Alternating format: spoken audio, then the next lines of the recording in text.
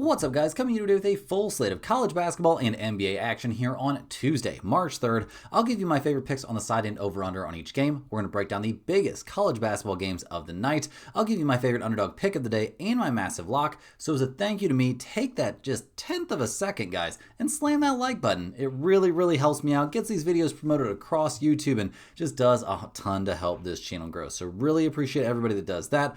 Also, check below and see if you are subscribed to this channel. We're on the road to 100,000 subscribers this year. Had a buddy text me at the very beginning of January. He's like, man, this year you're going to make it to 100K subscribers. Well, let's see if we can prove him right. Let's see if we can make that dream a reality. Hit that subscribe button for you. Share these videos out there with any friends, family members, anyone you know that might be interested in sports betting or sports in general. And let's see if we can build that subscriber number even higher. Also, get down there in the comments. Let me know anything you want to say about today's video, about yesterday's video, about any questions you have about any picks you're looking at today.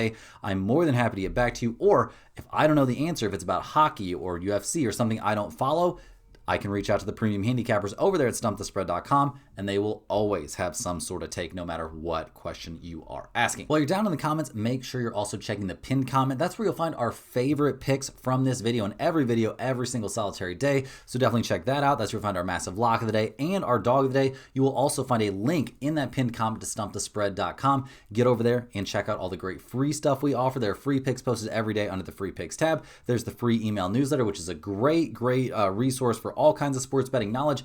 And you can also check out our premium top confidence picks over there that come from our entire team of experienced cappers. So definitely make sure you're taking advantage of that. In terms of a recap, on Monday, things are looking pretty good here in the early goings. Had Duke minus 9.5, and that was a dominant 93-64 win there for the Blue Devils. They destroy NC State on the road in this one. A lot of faith was being put in the Wolfpack in this game, kind of across the industry. I was a little bit surprised to see it, and I couldn't really understand it. We end up cashing in an easy one there on Duke to start the night. We also cashed a tough one there on Stephen F. Austin, minus 7.5. That was about as close as it can possibly get. They end up winning this game by 8 over Incarnate Word, so we'll take the win, but that was a clincher, as they say. The Lumberjacks made it pretty scary throughout, but they do just enough to get the job done down the stretch. We still got the Rockets live there. Hopefully they can finish their blowout against the Wizards. We had the Clippers +1 in a late night game. Nichols +11.5 was looking good, and New Orleans minus 7.5 is our lock of the day. It was actually supposed to be New Orleans on the money line, so we'll see. Hopefully they can. They made a big comeback there at halftime. Seems like things are pointing in the right direction there. So let's go ahead and dive in. We got a ton of games to cover, both college basketball and NBA today. So let's get after it, guys. Make sure you hit that thumbs up button. Make sure you subscribe to the channel. Make sure you're getting over to stumpthespread.com. Check out the free picks tab. Check out that free email newsletter, and definitely hop in on those premium picks if you're interested in that. And let's get after it. First up, we got the number 23 Tennessee Volunteers going on the road, taking the South Carolina Gamecocks. Tennessee comes into this game ranked number 23 in the nation. They're 20-9 on the season. A little bit of injury news. They're going to be missing Ament there, with that leg issue. He's been ruled out for this one, but they desperately kind of need a win here. They've lost 2 in a row. They lost by 4 points there at Mizzou. They lost by 2 points against Alabama. Pretty tough there. Now they get maybe a get-right spot here against South Carolina. Now, they are on the road for this one, so it's not necessarily an easy spot per se, but at 10-6 in conference play, I think they have to feel pretty good about their chances. Jacoby Gillespie's had an awesome season, 18.5 points per game, around 5.5 assists per game, so very good stuff there. This is one of the better rebounding teams in the entire nation. The defensive numbers are good, and they are just there barely in the top 100 in the nation in total offense, so there is a lot to like about Tennessee. They're going on the road in this one, though, to face South Carolina. Now, the Gamecocks are 12-17 on the season. They are only 3-13 in conference play, so tied for last place there with LSU for the bottom spot in the SEC. They're coming off a less than competitive loss there at Georgia. They did keep things relatively competitive against Kentucky the game before that, but wins and just success in general have been few and far between. Very tough to find the positives this season for the Gamecocks. Michi Johnson has put up good numbers, I guess. That's one positive. 17 points, 4 assists, shooting 42% from the field. None of that is terrible, but is any of that going to lead up to success here against Tennessee? Feels like a bit of a big ask. They're around 400th in the nation in total rebounding. Their defensive numbers aren't great. They're not exactly an offensive juggernaut either. They are getting 8.5 points here at home. We've got a total of 144.5. Tennessee is 3-5-1 against the spread on the road, 15-14 to the over. South Carolina is 6-12 against the spread at home, 14-13-2 to the under. Guys, I love Tennessee in this one. Maybe it's a trap spot. I don't think that injury is that big a deal in this specific match. If you're going up against an elite opponent, that would be a huge difference. I don't think it's going to matter in this one. I think Tennessee is by far the more talented and deeper team. I think they comfortably win this one by double digits.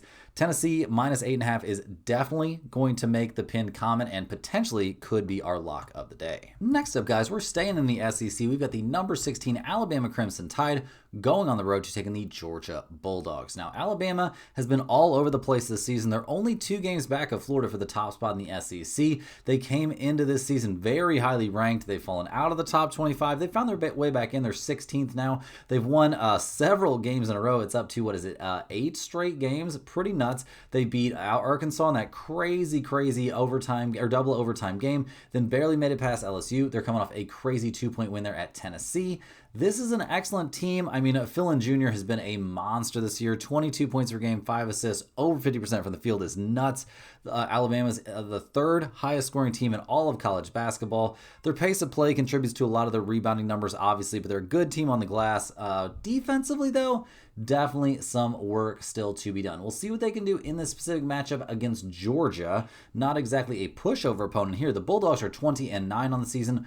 Only 8-8 in SEC play, though. It hasn't all been sunshine and roses. Jeremiah Wilkinson has been a monster. 17, 18 points per game. Very solid stuff. They're in the top 60 or so in the nation total rebounding. Their offense numbers are off the charts good. They're 8th in the nation in raw scoring. They're coming off a blowout win over South Carolina, but they did lose at Vanderbilt before that.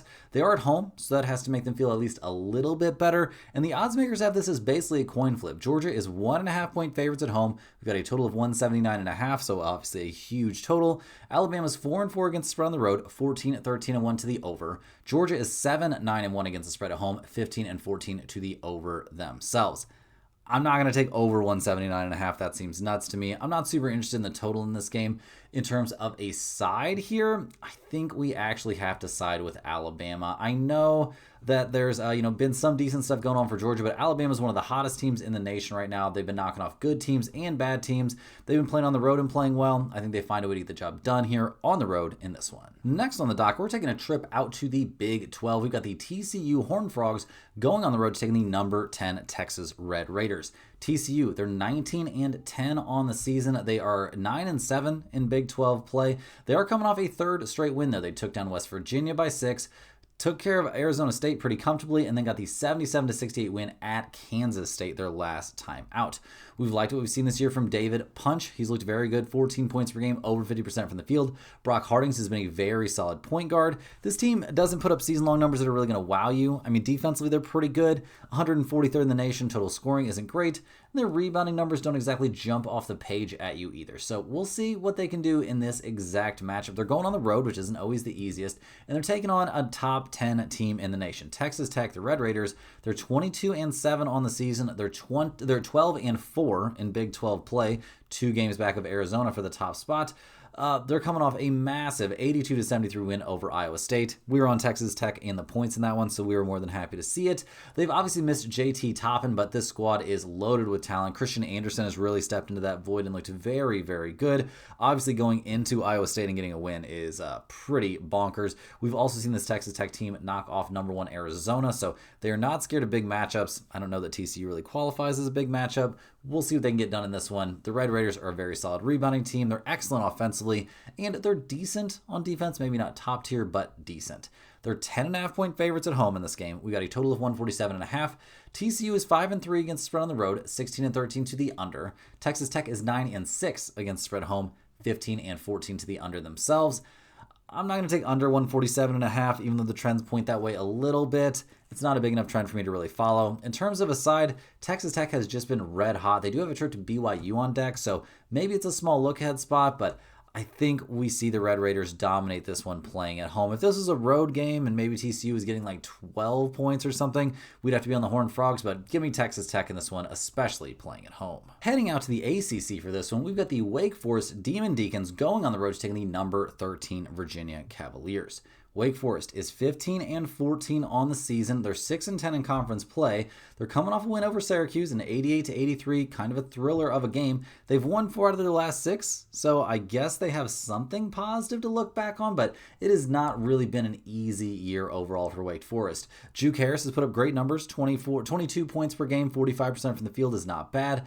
But this team is so bad defensively and so bad on the boards, around 400th in the nation total rebounding, that it's a little bit tough to see them, hanging with any of the bigger, better teams. Their conference, just record is not very good, and there's a serious reason for that. So we'll see if they can hang around here with the Virginia Cavaliers. They're, pretty much or close to locked into the second spot there in the ACC. They're 13th in the nation, coming off that 77-51 beat down there at Cameron Indoor. Now, the Cavaliers should feel good about the end of their season. They play Wake Forest and Virginia Tech, so neither one of those games are too tough. DeRitter has put up good numbers for this squad all season long. They're in the top 80 in the nation total offense. Their defensive numbers are fantastic, and their rebounding numbers are top tier. They're 23rd in the nation raw rebounding, something that should be a huge, huge advantage for them when it comes to taking on a squad like Wake Forest. And that's a big part of the reason Virginia are large favorites in this game. They're 14.5-point favorites at home. We've got a total of 148.5. Wake Forest is 2-5-1 against the spread on the road this year, 17-12 to the over. Virginia is 8-6-1 against the spread at home, 18-11 to the under. We're got to be looking at another favorite in this one, unfortunately. I would love it if we could work Wake Forest in here as some sort of underdog, where they've been so bad on the road. They're not getting quite enough points for me in this one, and Virginia's in a big bounce back spot. Give me the Cavaliers in this one. I think their defense comes to play, and they dominate this game by around 20 points. Hey guys, before we jump in and break down the Clemson Tigers going on the road to take on the number 17 North Carolina Tar Heels, we got to shout out the sponsor today in every day's video, and that is StumpTheSpread.com. Click the link in the description to go over there and see the top confidence picks from our entire team of experienced cappers. And keep in mind, those picks often won't match what you see from me here in the video, as I'm not the premium handicapper over there at Stump the Spread for NHL, UFC, college football, NFL, anything like that. We have a team of experts covering all the major sports. NHL has been on an insane run here for the last big chunk of the season, spanning the Olympics break, cashing a few Olympics plays in there as well. But NHL, I can't remember what the number's up to. It's on the screen. I'll put it on the screen right here somewhere. But NHL has been on an absolute hot streak, so definitely consider getting over there to StumpTheSpread.com and picking up a premium package. It's a great time to get in the mix. We have college basketball premium picks coming out every single day, and lots of them with March Madness quickly approaching. NBA, every single day there's premium picks in there. And also, guys, NHL, every single day, it's been grinding out win after win. And MLB season, baseball season, is right around the corner. So it's an awesome time to dive in as a premium member over there at StumpTheSpread.com. So check that all out, but also make sure you're getting over there every single day to check out the free picks that are posted there under the free picks tab. It's a great way to sample what it would be like to be a premium member. I know the free pick yesterday was Duke minus 9.5. Nice big write-up explaining why we were on Duke, even though it was going to be a public play. And even though some experts out there in the field were taking NC State plus 9.5, our expert over there thought that was crazy and sided us with Duke and brought us the win. So definitely check that free picks tab and consider signing up for a premium membership. But regardless of what you're trying to do, make sure you get over there to StumpTheSpread.com and set up a free account, so that way you get on the free email newsletter. It's really easy. They're just going to ask you for your name and your email address. That's it. And we get one email every single day straight to your inbox, and it's going to have regular free picks in it, like against the spread, over, under, money line plays on stuff like NHL, MLB preseason potentially, and stuff like NBA or college basketball. But it's also going to have a wealth of information on all the niche sports, like MLB preseason, for example. There'll be big write-ups on all the MLB teams here leading up to when the regular season starts. But there's huge write-ups every single week on golf. Those golf plays have been absolutely out of this world valuable here through the first few weeks of the PGA Tour season. Definitely don't want to miss out on those. You've been seeing those on screen here for quite a while. Also, NASCAR, every single time there's a major race, there's tennis stuff in there, there's WNBA stuff once WNBA season gets going. It's just a fantastic resource, guys, and it's absolutely positively free. So definitely make sure that you're getting in on that free email newsletter. Also, get over there to StumpTheSpread.com if you're looking to pick up a Stump the Spread hoodie. We're selling them right now for $39.99. That is at cost. We make nothing on those hoodies. We just want to get those out there to whoever wants them. You can get them in as little as 7 days, or we've had people get them in as little as 3 days, and that $39.99 includes free shipping. So definitely, hop in if you're looking to pick up a nice Stump the Spread hoodie. Also, if you're a massive fan of what you're seeing from us here every single day, click that little join button right below this video and sign up for a YouTube channel membership. YouTube channel members get early access to all of our videos. They get their name up on screen in every single video, but maybe most importantly, they get access to our members only giveaways. We give away a Stump the Spread hoodie here every single Monday and Thursday to one random YouTube channel member. We just put the name of every YouTube channel member on a big wheel. We spin it live on the video for the day of the giveaway. Whoever it lands on gets a Stump the Spread hoodie of their size mailed straight to their address of choice. Love doing those giveaways, guys. If we can get enough channel members someday, we'll do a giveaway every day. I think that would be incredible to do. So let's keep those numbers building. Huge shout out to all the YouTube channel members. Huge shout out to everybody that's watching these videos in general. Everybody, make sure you hit that thumbs up button. Make sure you're subscribed to the channel if you're new around here, and share this video with a friend. And also definitely get over there to stumpthespread.com. Check out all the free picks. Check out that email newsletter, and definitely consider signing up for the premium picks, because it is a fantastic time to dive in on that right now. Now, guys, let's go ahead and dive back in. Next up, we're looking at the Clemson Tigers going on the road to taking the number 17 North Carolina Tar Heels. Clemson comes in this game 21-8 on the season. They're 11-5 in ACC play. They're fresh off a much-needed 80-75 win over Louisville. Now, Clemson did play that game at home, and Louisville is notoriously mediocre when playing away from home, so they did get to take advantage of that, but they lost 4 straight going into that game. This was very, very much a game they needed to win. Now they got to go on the road and take on North Carolina, so it's not exactly an easy next step. And then they finish their season against Georgia Tech. Over the course of this season, this has definitely been a team that's relied on its defense over everything to try and be competitive on a nightly basis. They don't have any monster leading scorers. They're 250th in the nation total offense. Their rebounding numbers don't look great. Some of that has to do with pace of play, but some of that also has to do with them just not being that great on the glass. So we'll see what they can come up with in this one. They are going on the road. It's taking a very tough opponent. North Carolina is ranked number 17 in the nation. They're 23-6 overall, 11-5 in conference play. They have dealt with, injuries and stuff like that, but they've also had some guys come back. Visar has looked amazing since coming back. He's coming off a 26-point game there in their win over Virginia Tech. He was instrumental in their win over Louisville as well. This North Carolina team has played very, very well. They are obviously missing Caleb Wilson. We don't have a ton of clarity on when he will be making his return. I would kind of guess the goal would be to come back for the NCAA tournament, or maybe potentially to come back for the conference tournament, but we don't have any intel that's telling us he's going to be coming back for this. And if you guys hear anything, please let me know down there in the comments. But as of right now, North Carolina's got what they've got. They're elite level rebounding team, good on defense. They're decent offensively, 84th in the nation. Total offense is definitely not bad, and they do have some dominant players. They're 2.5-point favorites here at home. We've got a total of 142.5. Clemson's been a great road team. They're 7-2 against the spread on the road, 17-11 to the under. North Carolina, 11-6 against the spread at home, 17-12 to the under. Now, this total here of 142.5 is not a huge number, but I do think, given these trends, we have to at least consider the under. Better than that, though, guys, I'm taking UNC playing at home. I think they're the better team still, even with no Caleb Wilson. I think they find a way to win this game by at least 3 points. It's not a very big number. In Clemson, they're coming off that win. I don't really expect them to have a great time here playing in an extremely hostile environment on the road. Next up, guys, we got the Georgetown Hoyas going on the road to take the number 18 St. John's Red Storm out there in the Big East. Now, Georgetown, there were some expectations actually for this team coming into the season.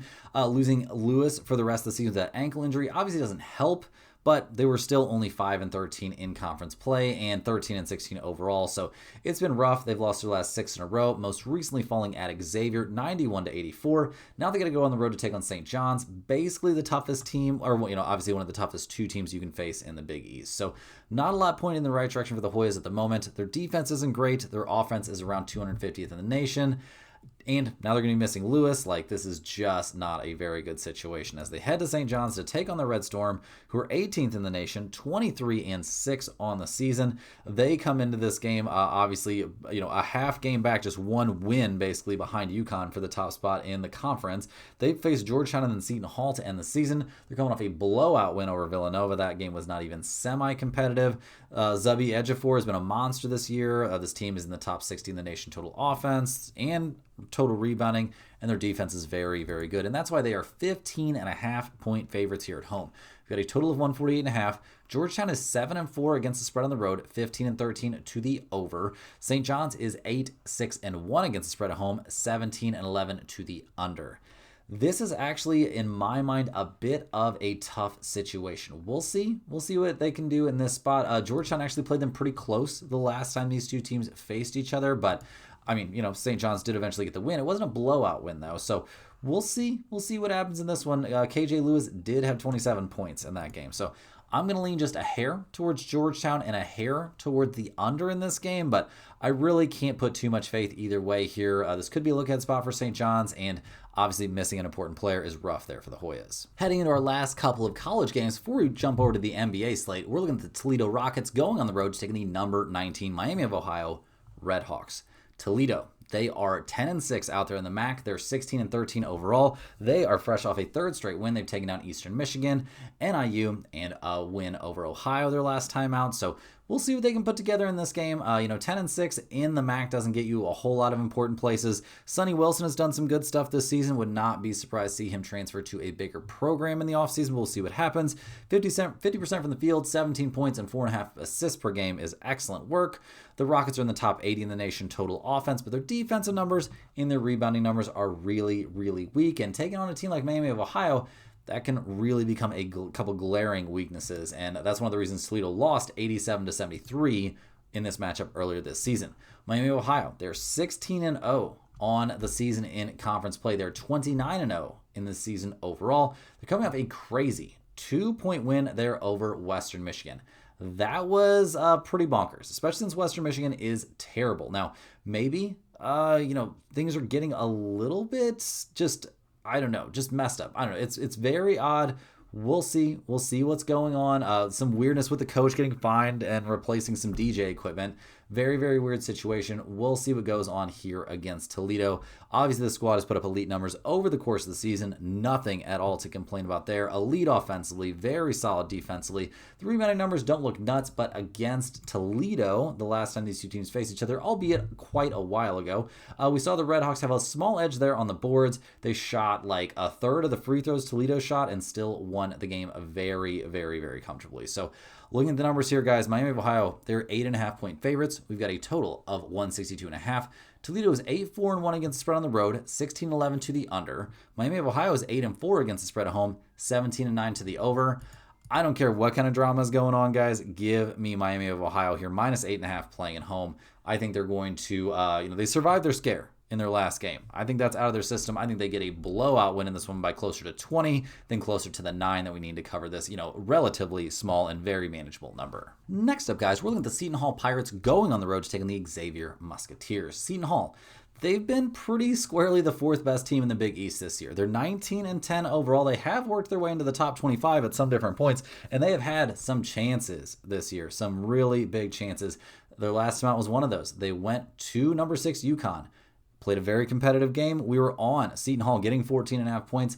They would eventually lose by only 4. A very, very tight game. This Pirates team is elite defensively, giving up 64.5 points per game. The offensive numbers aren't great. Some of that's due to pace of play. Some of that is just due to them not being great offensively. And they don't put up amazing rebounding numbers either. But that defense keeps them attached. And the rebounding numbers, they got out rebounded by 3 there by UConn. So they held tough. They shot 50% from 3. They did some really, really good stuff in that game. Just couldn't quite get over the top. So we'll see what they can do here on the road in a much more manageable matchup, taking on the Xavier Musketeers, who are 6-12 in conference play, 14-15 overall. They're coming off a win over Georgetown, so they'll take it, but it has not been an easy way to go. The last time they played Seton Hall was at Seton Hall, and that was not a competitive game. They got blown out 86-68. The Pirates shot the ball pretty freaking well in that game, but nothing too unattainable. They did shoot a lot more free throws, but they also dominated the board, so yeah, life was a little bit tough there for the Musketeers, and they're probably running out of things to feel like they're playing for. They're getting a 1.5 here at home. We've got a total of 144.5. Seton Hall isn't a look-ahead spot, but they're also 8-2 against the spread on the road this season, 18-11 to the under. Xavier's 9-8 against the spread at home and 21-8 to the over. I'm not taking the over in this game, although I could see why you might want to. Better than that, guys. Just give me Seton Hall on the road. I think they're by far the better team. I don't think this is going to be a competitive game necessarily. And either way, Seton Hall only got to win this by a bucket. I think they probably win this by closer to 10 than closer to the 2 points we need. Now, guys, hopping over to cover part, but not all of the NBA slate. Some of these tanking teams I just can't bring myself to find a lot of value on. or find my way to cover. But we are looking at a tanking team here right out of the gates. We got the Dallas Mavericks heading to Charlotte to take on the Hornets. Now, Dallas, they're 21-39 on the season. They're coming off a 100-87 loss there against the Thunder. They've lost their last 3 in a row. In that loss, not a whole lot going right there for the Mavericks. I mean, I guess they kept it semi-attached. I mean, maybe this was a gentleman's tank. Chris Middleton, a pretty disappointing performance after a decent performance the night before. But with so many guys sitting out here for Dallas, it's really it's getting a little bit out of hand. We'll see if they're bringing anybody back for this one, but right now it seems pretty clear this Mavericks team is very motivated to lose as opposed to win. Cooper Flagg, Najee Marshall, PJ Washington, all on the injury report, along with Klay Thompson and Caleb Martin and Marvin Bagley. Too many numbers, too many guys. Cooper Flagg, doubtful. Najee Marshall, out.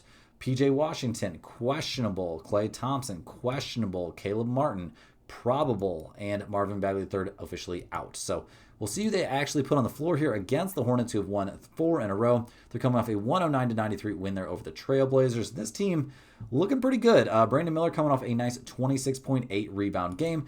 The Trailblazers are not necessarily a tanking team, so this was a good win over Western Conference opponent there for Charlotte. They shoot 38% from 3, so nothing too nuts. Brandon Miller plays well, but really, all the starters played well, and Kobe White put up 20 points off the bench.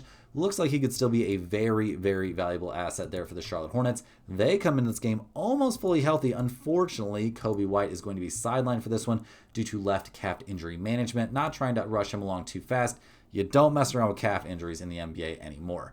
The Hornets, they're 11.5-point favorites at home. We've got a total of 229.5.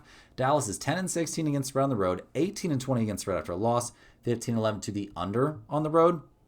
Hornets, 17-12 against spread at home, 17-12 against spread after a win. They are 20-9, an NBA best to the under when playing at home this season. And I really think under 229.5 is a very, very solid lean in this game.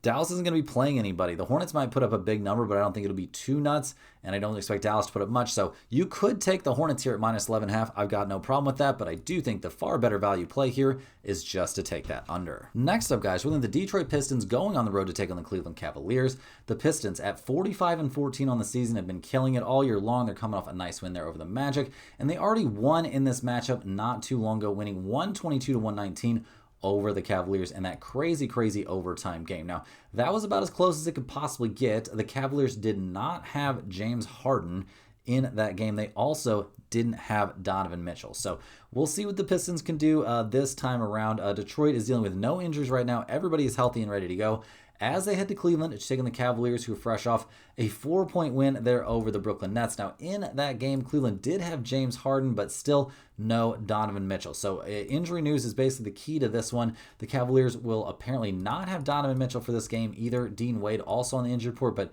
Donovan Mitchell with that groin issue is out for this game. Dean Wade might play. He's questionable, but that obviously leaves a pretty big gap there for the Cavaliers, who are getting a 1.5 here at home. We've got a total of 228.5. Detroit is 16-12 against spread on the road. They're a 500 against spread team after a loss. They're 15-12-1 to the under on the road. The Pistons are obviously not coming off a loss, though. Oh, yeah, they're 22-22 against spread after a win. I wrote that down wrong. Now, the Cleveland Cavaliers are 12-19 against the spread at home this year, 15-22 against spread after a win, 19-12 to the under at home. You could take the under in this game. I guess I wouldn't fault anybody too much for doing that, but guys, I will take the Pistons. I think the Cavaliers need Donovan Mitchell to win in this matchup. I think Detroit can do a lot to bother James Harden and company, especially Harden playing with that messed up hand. Give me the Pistons here, despite the fact they're on the road. Next up, guys, we got the Brooklyn Nets going on the road to take on the Miami Heat. The Nets are 15-45 in the season. They're tanking things out pretty hard, although they did keep it within 4 points there against the Cavaliers, so we'll see what they can put together in this one. Obviously, this is not a team invested in winning at the moment. We see them moderately healthy coming into this one. Michael Porter Jr. will play. Nick Claxton is on the injury report, but he's probable, so it's going to be kind of the full-strength Brooklyn Nets as they head to Miami to take on the Heat, who are coming off a 115-105 win there over the Rockets. Now, a very solidly played game. Bam went off for 24 points. He played well. 20 for Pele Larson. Good production off the bench from Kelly Ware and Jaime Jaquez Jr. So lots of positives there for the Heat, who are normally a team you want to back coming off of a loss. They are a little bit banged up coming into this game as well. Davion Mitchell and Norman Powell look like they could both actually be sidelined for this game. So that's not great news for Heat fans. Miami, despite those injuries, are 13.5-point favorites at home. We've got a total of 226.5. Brooklyn, 12-17-1 against spread on the road, 21-22-1 against spread after a loss, 18-12 to the under on the road. Miami, 16-13 against spread at home, 13-18 against the spread after a win, 15-14 to the over at home. I'm not going to back the tanking Brooklyn Nets in this spot, but I'm also not super interested in Miami as huge favorites. So make of this what you will. I will be on the Heat side of things, but this is definitely not a pinned comment play. Next up, we got the New York Knicks going on the road to take on the Toronto Raptors. The Knicks at 39-22 on the season are coming off back-to-back wins, and that last time out, that 114-89 win there over the Spurs, was a pretty crazy statement win. They really made life uncomfortable for most of the San Antonio players, especially the Spurs bench was terrible. We loved what we saw from Mikal Bridges. Jalen Brunson had a good and efficient night. Overall, a lot of very positive stuff. Karl-Anthony Towns, not an amazing day, but he was still a +7, and we actually see the Knicks own the boards in that matchup. So a crazy win there for the Knicks, and they come into this game fully healthy and ready to go. So maybe everything's pointing in the right direction as they take on the Toronto Raptors, who are coming off a kind of competitive 9-point win there over the Wizards. Definitely a closer game than I would have expected it to be, but they do get the win in the end. This Toronto team has just been a cut above the better teams there in the East. Now, they are healthy coming into this game, which is something a bit new for them. This team has not generally been super healthy this season, but Jakob Poeltl is even ready to go here, so they will have their starting big man, and everybody else is ready to get after it. The Raptors are getting 2.5 points here at home. We've got a total of 225.5. The Knicks are 11-18 against the spread on the road, 22-17 against spread after a win, 16-13 to the under on the road. Toronto is 13-18 against spread at home, 18-16 against spread after win, 18-13 to the under at home themselves.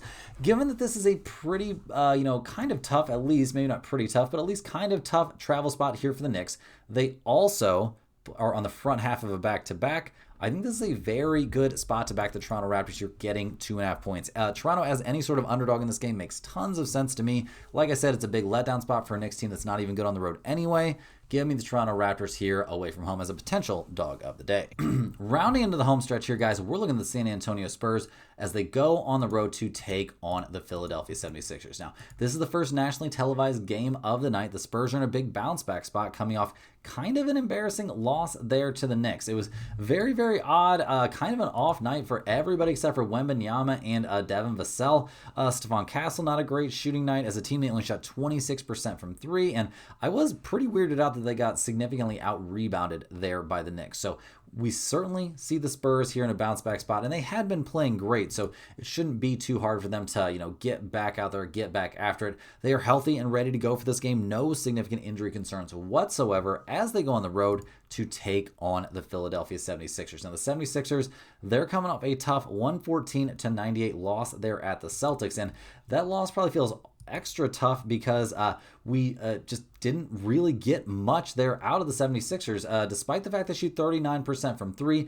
the bench was terrible. One of those Quentin Grimes disappearance games, 5 points in 27 minutes. Not a great look. They get crushed on the boards by the Celtics and just really nothing going their way in that one. Now, they are getting points here at home. Maybe that'll help. Their injury report coming into this game looks exactly how you'd expect it to. Joel Embiid is on there, and he's going to be out for at least the next 3 games, dealing with a right oblique strain.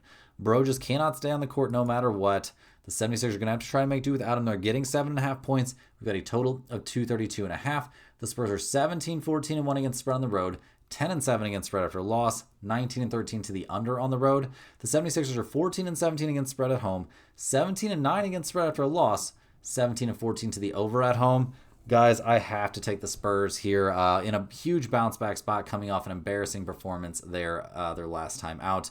I think they did a comfortable win and cover here. I think we'll see very, very good stuff. Really the thing that sets this one apart for me as a good Spurs play is De'Aaron Fox, Stephon Castle, and Devin Vassell out there on the perimeter guarding Tyrese Maxey and VJ Edgecombe. If those two dudes don't go nuts, the 76ers have no chance with Embiid not playing. Definitely give me the Spurs here on the road. Last but not least, guys, we're looking at the Oklahoma City Thunder going on the road to take on the Chicago Bulls. The Thunder come into this game 47-15 on the year. They've won 5 out of their last 6. They're starting to get healthy, so things are headed in the right direction. That's definitely helpful. They're fresh off a 100-87 win there over the Mavericks. SGA went off for his customary 30 points, so a good look there. Isaiah Joe had 14 off the bench, and they win this game by 13 despite shooting 21% from three. So a pretty miserable shooting night. We'll see if they can get back on track there from long range. Unfortunately, they won't have SGA or J-Dub or Hartenstein for this game. Let's double check and make sure those are all confirmed, but I believe those are all official. Yes, they are. Those are all official. Those guys are out. So the Bulls at least get to face the short-handed Thunder. They're coming off that crazy turnaround game there against the Bucks, where they were getting killed in the first half and then won in the second half. Giddey put up a triple-double. We haven't seen him do that in a minute. And we do see the Bulls continuing to get a little bit healthier. Now, Jalen Smith, Jaden Ivey, and Patrick Williams all will miss this game. Let's double-check that. Yes, they are all officially out, but there have been some positive developments for the Bulls here lately, so we'll see if they can make this a real basketball game. They are getting 11.5 points here at home. We've got a total of 228.5. The Thunder are 16-14 against the spread on the road. They're a 500 against spread team after a win. They are 18-12 to the over on the road. The Bulls are 16-17 against spread at home, 13-11 against spread after a win, and they are a big under team at home. I could be talked into under 228.5, but better than that, guys. I like the Bulls getting 11.5 points. The Thunder lack a lot of scoring, and unless they have transcendent shooting nights from some very unlikely guys, they should have to probably play a down to the last few possession games even here on the road against the Bulls. Let's do a little double check and make sure the Thunder and the Bulls, neither one is playing on back-to-back night or the front half of a back-to-back or anything like that, but I do think the Bulls getting 11.5 points here has some solid value. Guys, that's all the games we have here for today on a very busy Tuesday. Do me a huge favor, hit that like button. It only takes a tenth of a second and really, really helps get these videos promoted out there. Subscribe to the channel if you're new around here. We're on the road to 100K.